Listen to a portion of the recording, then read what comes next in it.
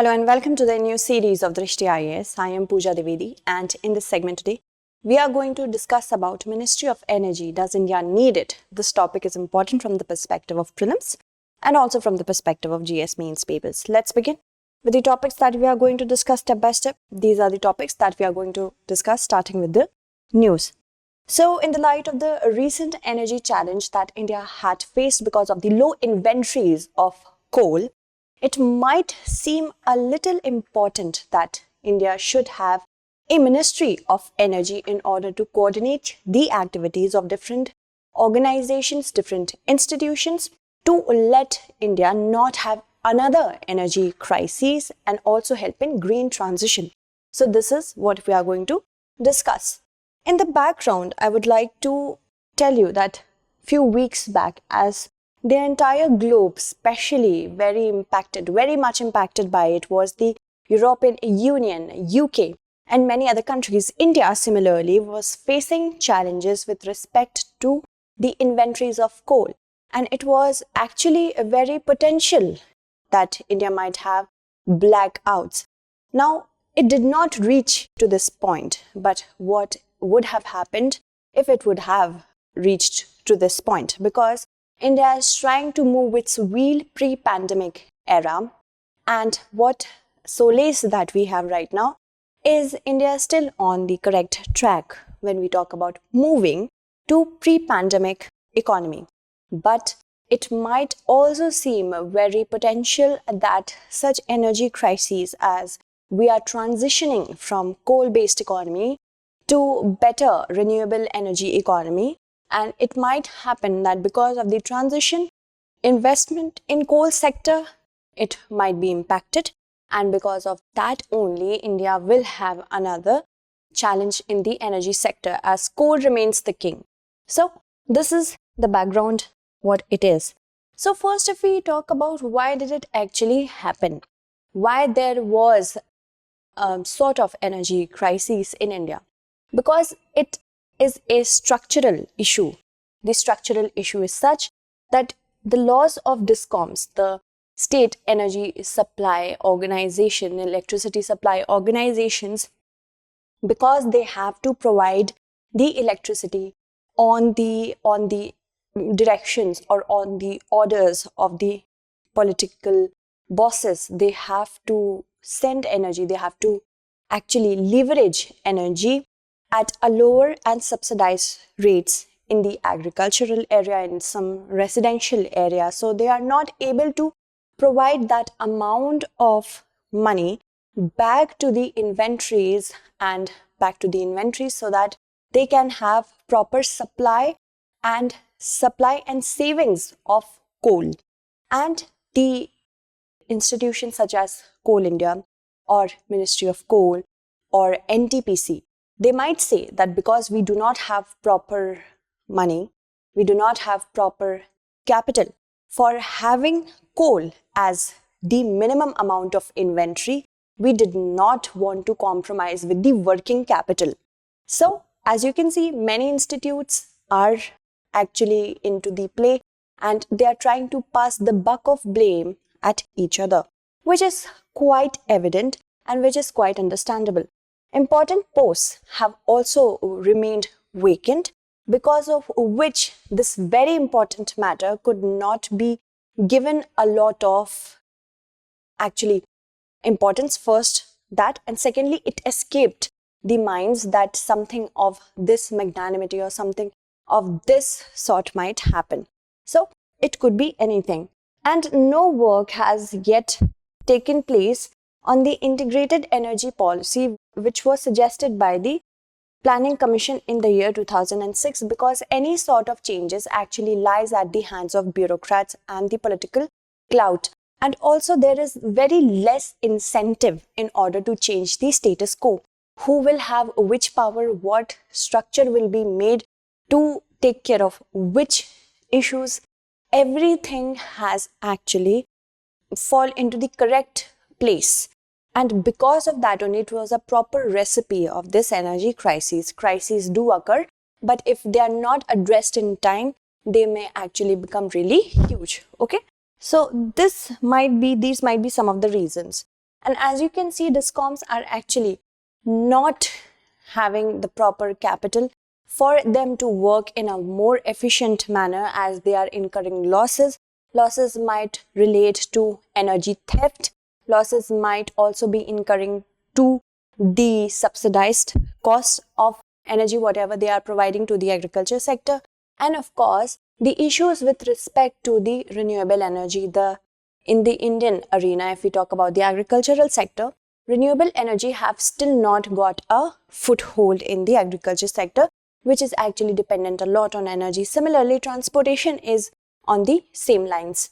Moving on, if we talk about the different institutes and different organizations which are responsible for proper channelization of energy with respect to coal, they are Ministry of Coal, Ministry of Power, Coal India, NTPC. So all these different ministries are there. There is not a single ministry that will have an overarching oversight on the different ministries to have a coordinated approach towards providing the proper channelization of electricity and energy. So as you can see, the importance is we need a Ministry of Energy in order to have a better coordination and accountability with respect to proper energy channelization and overarching body for better coordination. We have to have a Ministry of Energy, like we have Ministry of Cooperation. Better efficiency would be ensured. Why? Because if many organizations, if they have to report accordingly, they already report to their inline ministries, but if they also have a more coordinated reporting system, accountability will be there, and similarly efficiency. Posts will also be created within the ambit of Ministry of Energy, so that not only the energy challenges are addressed, but also environmental challenges with respect to the generation of energy from coal is need to be addressed, because as I told you, we are transitioning from coal-based economy to renewable-based economy. So, in order to have a proper and smooth transition, we do need Ministry of Energy. Solving the structural lacunae so that posts are created where responsibilities can be given, and accordingly, accountability will lead to better efficiency. And when a proper ministry will be there, ministry which can, we will give you the suggestions later, but a ministry which can have a post on an equal footing with Ministry of External Affairs, Ministry of Defense, that will of course give an importance to India's seriousness towards energy. Okay, so there are certain advantages. First, there needs to be a one public body so that it ensures that whatever work is falling in the cracks of Ministry of Coal, Ministry of Power will be properly addressed. It should not be something, actually it's like an othering of the work. If Ministry of Coal has the primary responsibility of maintaining coal inventories, it should also take care of the other responsibilities, right? But if it only takes of the primary responsibility, does not take care of the other tangent responsibility, other peripheral responsibilities, it's like a work in the crack. Okay, I have some time left, I can look at that also. So for that, othering of responsibility occurs, which will not be there if a proper public body with proper mandates will be created. And green ambition as India has to transition from coal-based to better renewable-based economy, it will not happen overnight. It will take many years. And as coal still remains the king of the energy mix, it will be very necessary that whatever the transition is there, coal should still be forming a part and a significant part of the basket. And Ministry of New and Renewable Energy is already there for ministry for the non-renewables. Why not have a ministry similar on lines of the MNRE when we talk about the Ministry of Energy in the coal sector and many other sector? Also, if I talk about certain suggestions, the biggest suggestions that we can have is the Energy Responsibility and Security Act. It should actually be formulated keeping in mind that whatever strategies have been placed by the Planning Commission, by the Niti Aayog. Niti Aayog also has suggested energy security basic policies, but there is not any executive body that will have a coordinated and targeted approach towards implementing those policies. So having an act will give constitutional sanctity, and any legislation with respect to energy will also see India's seriousness towards providing the citizens affordable, efficient, environmental friendly energy. And constitutional mandate always works, especially when constitutional mandate is given. More seriousness is allotted to that sector, and energy right now is of course very important for India. And constitutional mandate and frame for the formulation and execution of an integrated energy policy, so that energy becomes affordable, it becomes efficient, it does not become any problems. If certain problems might arise due to crises, it should not be reaching to the end, that means to the customer, so that proper transition can take place and energy is secured. Also, redesign the existing architecture of decision making for any energy is also needed. Of course, when existing infrastructure will be redesigned, it will of course give boost to a better execution authority. Anything else that we can have from the suggestion is having a omnibus Ministry of Energy. In the 1980s, there existed a ministry which used to have a proper structure when it comes to having an integrated amount of dedication to power, coal and other energies, power, coal, but petroleum was not there. Okay, now we need a ministry which can actually integrate it. The watertight compartmentalization has already happened. We have Ministry of Coal, we have Ministry of Power, we have Ministry of Petroleum, but we need a proper overarching body so that it can integrate everything, so that proper coordination can take place. I have reiterated it again and again.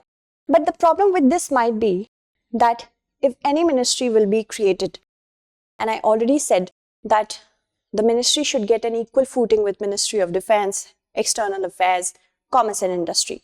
That can cause issues with the other ministries because they already have certain responsibility towards the energy sector. So they will start to pull their hands off, or they might try to reiterate their importance in the arena of energy. That's not politically accurate. That's not bureaucratically as well, politically as well. It's not very conducive right now. So department should be established. This is something to be thought about if Ministry of Energy cannot happen, and PM should establish an executive department within his or her own office so that proper accountability can be established. And because that will be known as Department of Energy Resources, Security and Sustainability, it will be more like an regulatory body and not something very, actually is not very constitutional, but still regulation can be happening. And formulating and executing an integrated energy policy which has gathered dust since 2006, because nothing very acceptable or nothing very significant has taken place. So department which has been established under the PM can look after it. Now it can act as India Energy Inc. That means having actually an incubation structure so that innovation, research and development, everything can take place under this department, and it could lead to India Energy Inc. So that proper investment for innovation, research and development, everything can be taken care of. And incubating clean energy, research and development and innovation is the need of the hour right now.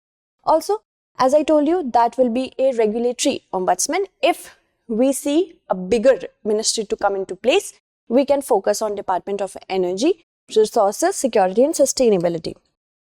Moving on, in conclusion, what I would like to conclude here is better and smooth transition is needed.